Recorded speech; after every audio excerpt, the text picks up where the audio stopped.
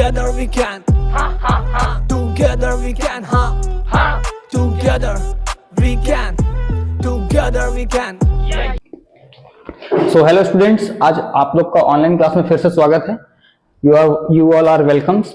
तो last class जहां offline का सेगमेंट हम खत्म कर चुके थे जुडिशियरी का, वहां से ऑनलाइन में कनेक्ट कर रहे हैं। क्लियर है? जिनको भी साइक्लोनिक कंडीशन के कारण क्लास मिस हो रहा है वो ऑनलाइन क्लास में आके क्लास कर सकते हैं बेशक। तो आज स्टार्ट करते हैं। आज का टॉपिक जो हम लोग का देखने में मिल रहा है, रोल ऑफ सुप्रीम कोर्ट है, high court of India state है। उसके बाद उसका कॉम्पोजिशन, क्वालिफिकेशन ऑफ जजेस, किस तरह का क्वालिफिकेशन चाहिए जज बनने के लिए हाई कोर्ट का। अगेन उसके बाद अपॉइंटमेंट क्या है, ट्रांसफर क्या है, टेन्योर क्या है, सर्विस का रिमूवल कैसे होगा और उनका प्रमोशन, इन सबको लेके बात करने वाले हैं, जो कि आज शॉर्ट क्वेश्चंस के ऊपर टॉपिक होने वाला है। पॉइंटिंग फॉर्म में पूरा मतलब कि टॉपिक कंप्लीट होगा। ओके, सो धैर्य बना के रखिएगा। और हाँ, एक इन्फॉर्मेशन सबको देना है कि जो भी इस वीडियो को देखना स्टार्ट करे वो पूरा करे, क्योंकि बीच बीच से वीडियो स्किप करके देखने से क्या होता है, नॉलेज भी स्किप होते रहता है और ये टॉपिक बहुत इंपॉर्टेंट बन जाता है बोर्ड एग्जाम के लिए, डब्ल्यूबी में आने के लिए। क्लियर है? तो स्टार्ट करते हैं आज क्लास बिना किसी देरी के साथ। तो एकेडमी का टुगेदर वी कैन स्टार्ट करते हैं। जैसे कि रोल ऑफ सुप्रीम कोर्ट पहला टॉपिक है आज का। तो रोल ऑफ सुप्रीम कोर्ट में सुप्रीम कोर्ट का कुछ 4 रोल है, जो प्रोमिनेंट रोल है उसको हम यहाँ पे मेंशन किए हैं। जो कि पहला रोल है as a guardian and interpreter, as a guardian और इंटरप्रिटेटर।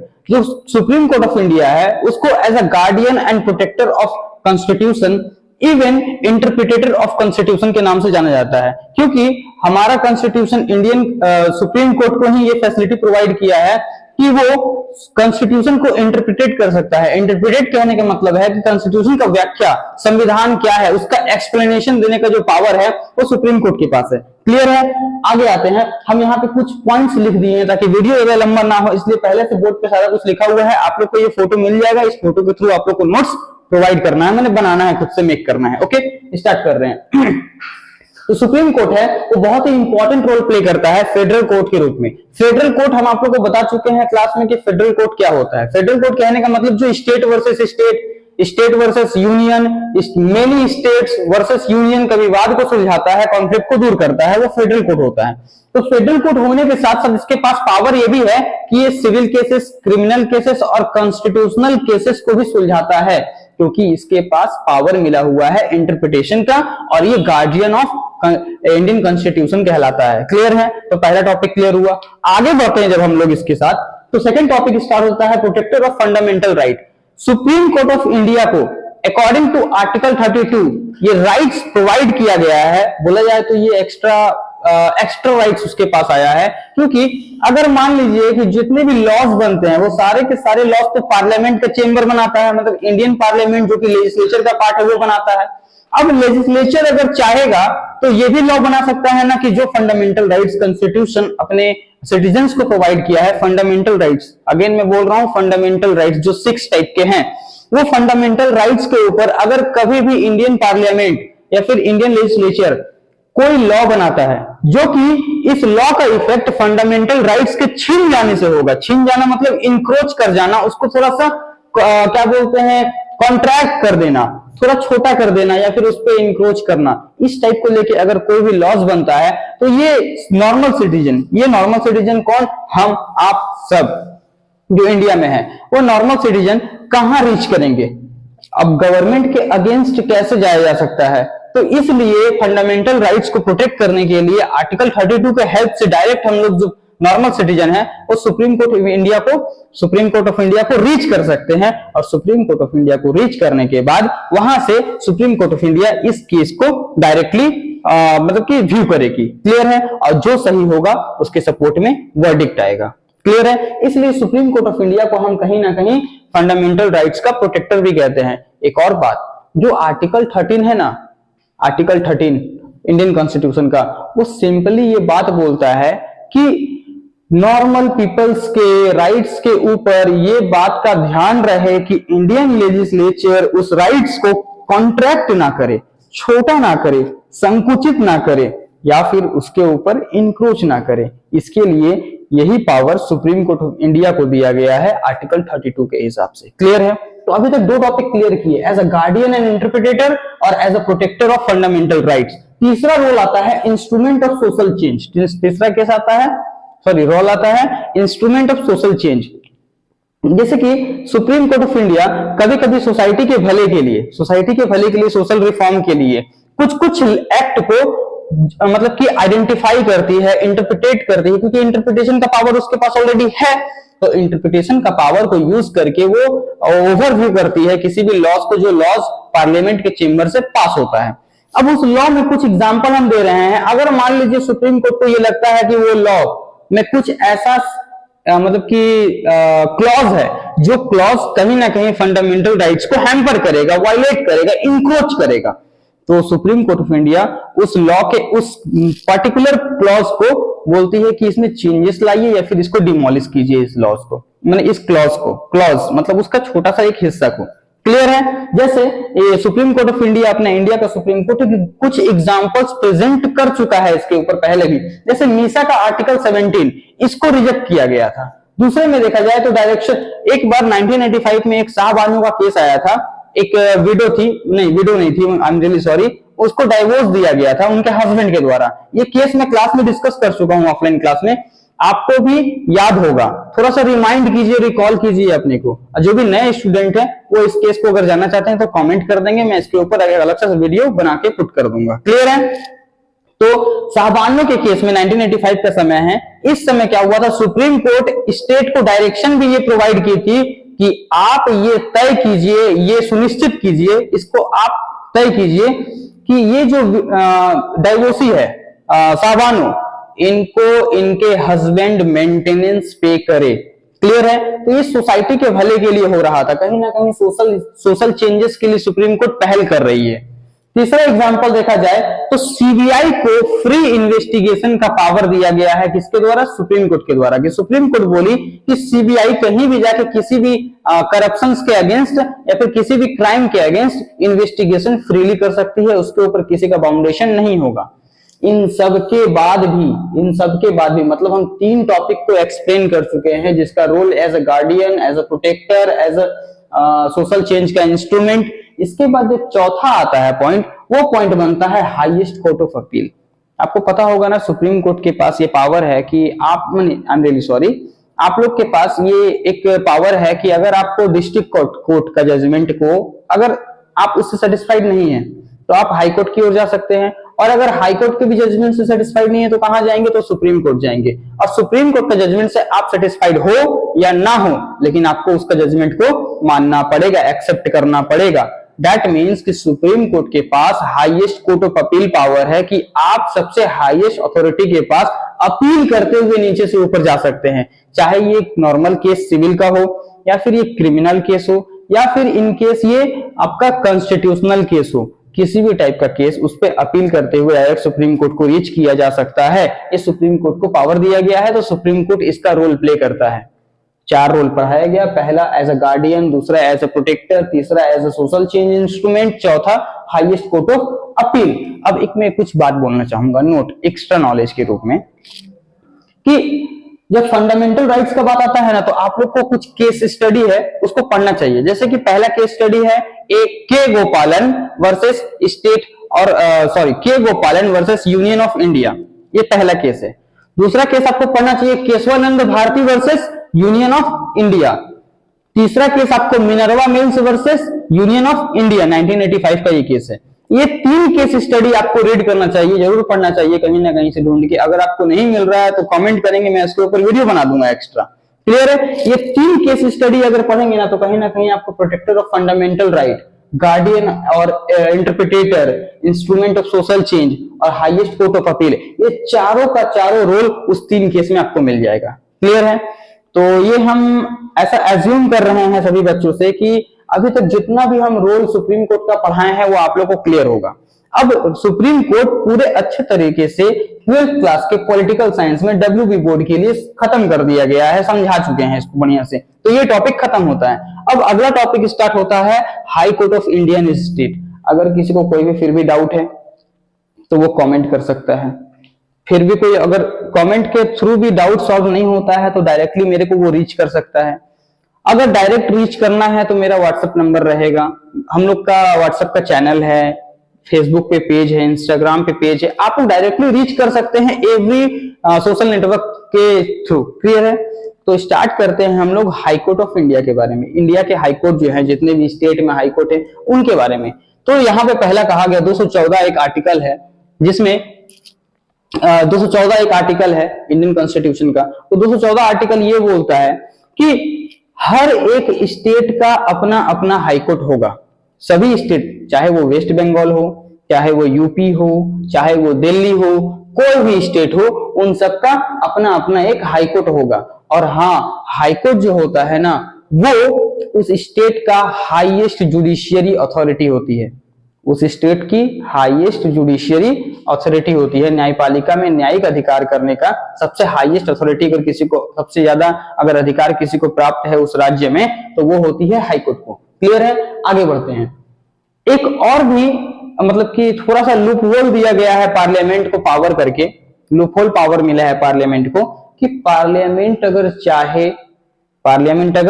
चाहे तो एक ही हाई कोर्ट को 2 या उससे ज्यादा स्टेट के लिए बना सकती है, यूज कर सकती है, या फिर अपने यूटी में वो हाई कोर्ट को बना सकती है। कहीं भी कोई भी यूटी में हाई कोर्ट एस्टैब्लिश कर सकती है। क्लियर है? अगर एग्जांपल देखना है तो कोलकाता हाई कोर्ट, जो कलकत्ता हाई कोर्ट है, वो Calcutta high court West Bengal का तो हाई कोर्ट है, साथ ही साथ अंडमान निकोबार का भी हाई कोर्ट वही है। मतलब अंडमान निकोबार का भी अगर हाईएस्ट अपील अथॉरिटी स्टेट का कोई जाएगा तो कलकत्ता हाई कोर्ट का। इसलिए मैक्सिमम कभी कभी देखेंगे आप लोग, अगर हाई कोर्ट विजिट करेंगे तो देखेंगे अंडमान निकोबार का भी कुछ पीपल्स, वहां के जनजाति, वहां के पीपल्स भी आपको देखने मिलेंगे कलकत्ता हाई कोर्ट में, क्योंकि कलकत्ता हाई कोर्ट जो है वो वेस्ट बंगाल के साथ साथ अंडमान निकोबार का भी एक कॉमन हाई कोर्ट है। क्लियर है? आगे बढ़ते हैं। तो हाई कोर्ट ऑफ इंडिया के बारे में थोड़ा सा हम लोग कुछ ओवरव्यू देख लिए हैं। थोड़ा सा आगे बढ़ेंगे तो इसका कॉम्पोजिशन देखते हैं। थोड़ा सा आगे बढ़ने पे इसका कॉम्पोजिशन देखते हैं। तो कॉम्पोजिशन में ये देखना है मेरे को, ये कुछ बात मिल रहा है कि एक हाई कोर्ट में कितने जज होंगे, कौन उसको अपॉइंट करेगा, और अपॉइंट अगर कोई कर भी लिया, अब मान लो कोई जज नहीं है तो उसके बदले कौन सा जज रोल प्ले करेगा, इन सब के बारे में कॉम्पोजिशन देखना है।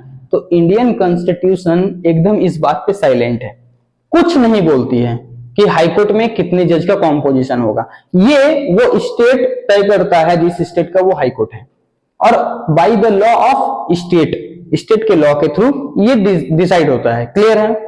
तो सुप्रीम कोर्ट ऑफ कॉन्स्टिट्यूशन इसके ऊपर बिल्कुल भी साइलेंट है कि कॉम्पोजिशन ऑफ हाईकोर्ट क्या होगा।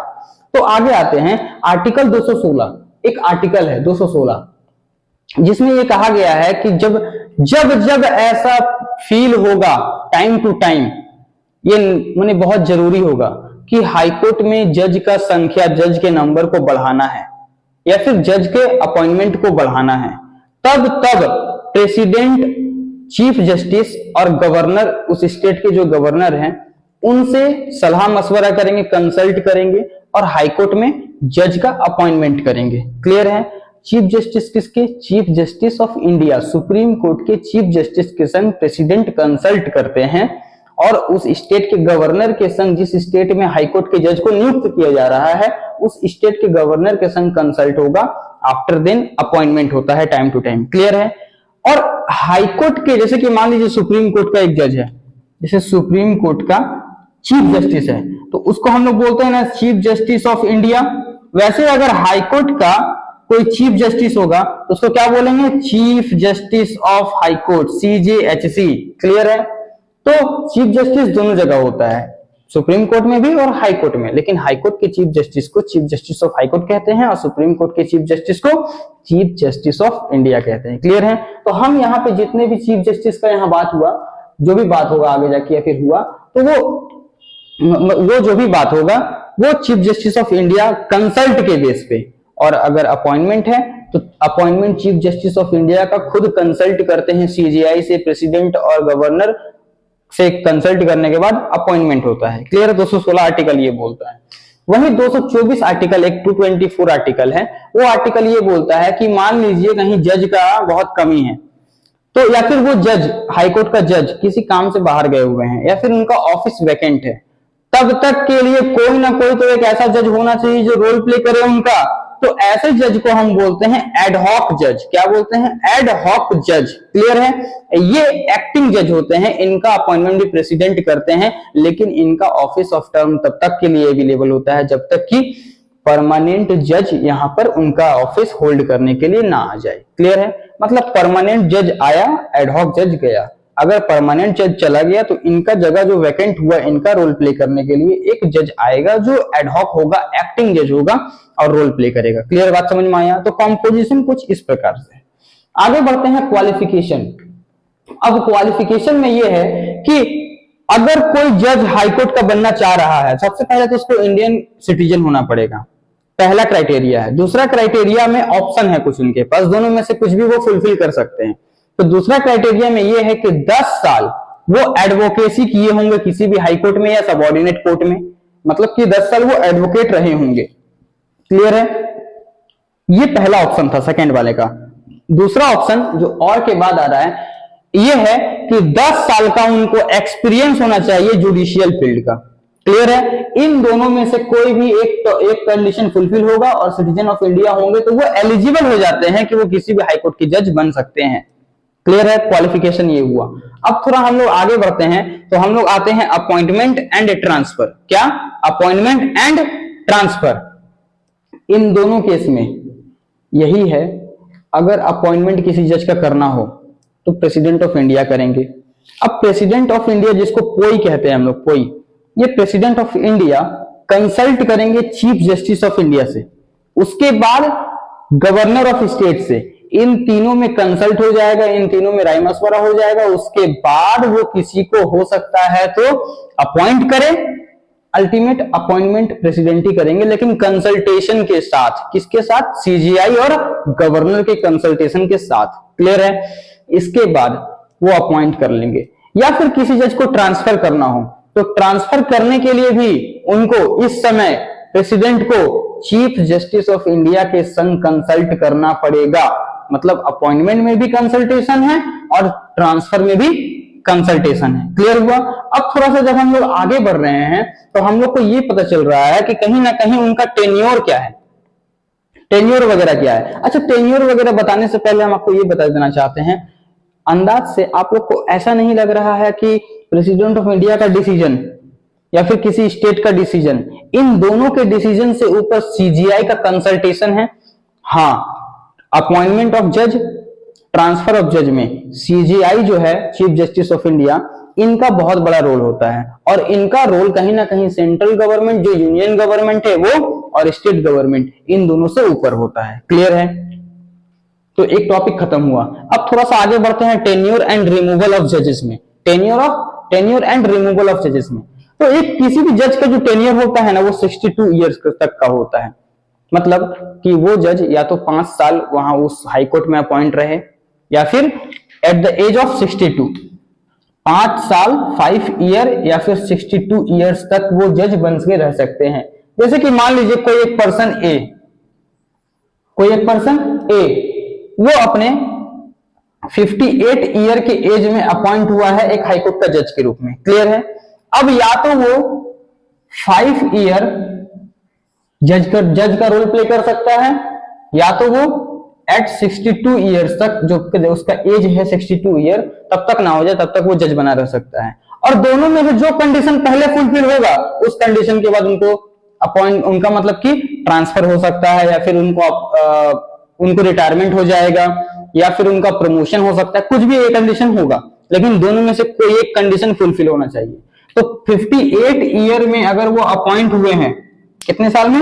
58 साल में वो अपॉइंट हुए हैं और 5 साल वो अगर नौकरी मानी जज का रोल प्ले कर रहे हैं तो वो 63 ईयर्स हो जाता है।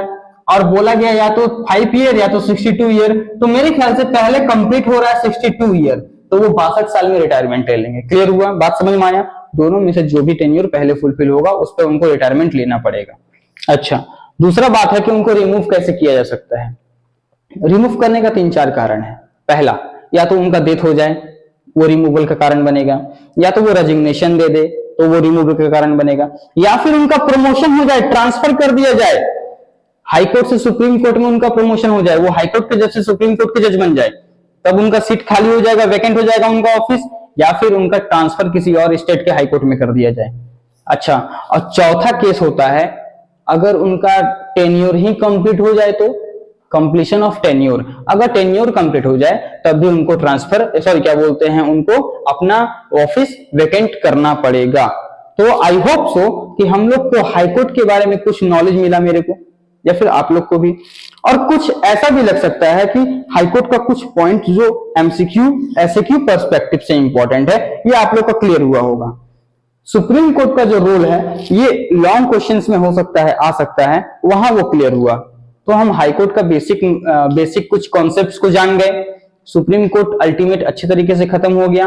अब आने वाले ऑफलाइन क्लासेस में मैं जो क्लास स्टार्ट करूंगा इस टॉपिक के बाद स्टार्ट करूंगा। क्लियर है? अब जो भी डाउट हो रहा है कमेंट सेक्शन में पुट डाउन कर दीजिए, हम उसको आंसर कर देंगे। या तो आप हम लोगों से सोशल चैनल जो है उसके थ्रू आप हम लोग के साथ जुड़ सकते हैं। क्लियर है? तो आशा करते हैं ये टॉपिक कंप्लीट हुआ होगा। अगर फिर भी कोई डाउट रह गया है तो we are alive, we are supporting to you, we are devoted to you. Okay, academy का together we can. Bye bye.